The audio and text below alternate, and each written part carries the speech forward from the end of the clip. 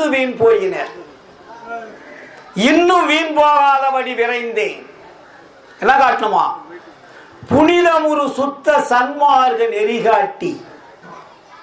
அங்க என்ன கொடுக்கணும்?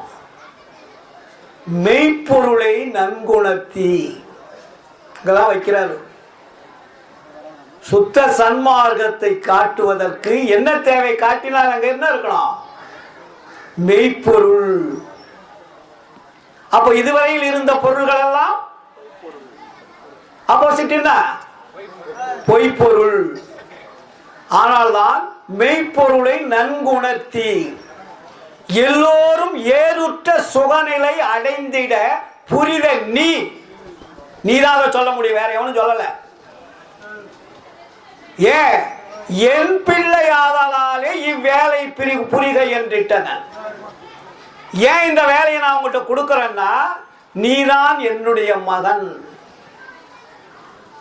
சொல்வதை செய்யக்கூடிய தில் உள்ளவன், தைரியம் உள்ளவன், பயப்படாதவன், அஞ்சாதவன், எதற்கும் அசராதவன், முழுமையான அருளை பெறக்கூடிய தகுதி உள்ளவன். உன்னை யாரும் அசைக்க முடியாது, நெருங்க முடியாது. நீ சொல்வதெல்லாம் உண்மையாகத்தான் இருக்கும், உண்மைதான் சொல்லுவாய், உண்மைதான் இந்த மக்கள் ஏற்றுக்கொள்ள வேண்டும் என்ற ஆணித்தரமான உண்மையை எடுத்து வைத்தார் வள்ளலார். நாம் இதுவரையும் என்ன பண்ணிட்டு இருக்கிறோம்? கேள்வி கேட்குறாங்க. நாட்டில் தினமும் வாட்ஸ்அப்பில், ஃபேஸ்புக்கில், ஃபோனில் வந்துக்கிட்டே இருக்கு. வள்ளலார் சித்தி பெற்று எத்தனை ஆண்டுகளாகிறது? 150 ஆண்டுகளாகிறது. ஏன் இன்னும் ஒருவாறு கூட சன்மாரிகள் மரணமடையாமல் வாழாமல் இருக்கிறார்கள்? மனிதர்களுடைய குற்றமா, சன்மாரிகளுடைய குற்றமா, இல்லை இறைவன் அவர்களுக்கு சரியான அருளை கொடுக்கவில்லையா?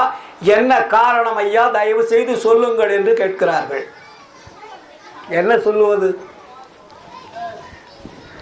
ஏனென்றால் நமக்கு இதுவரையிலே உண்மை தெரியாமல் வாழ்ந்து கொண்டிருந்தோம். நமக்கு உண்மை கிடைச்சி இப்பதான் கிடைச்சிருக்கு. எனக்கு எப்போ கிடைச்சது? 40 வருஷத்துக்கு முன்னாடி கிடைச்சது.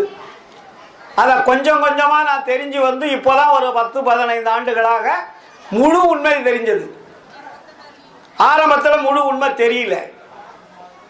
அதில் ஊன்றி அதிலேயே இரவு பகலாக தோய்ந்து கருணையை கையில் எடுத்து, ஜீவகாருண்யத்தை கையில் எடுத்து, மற்ற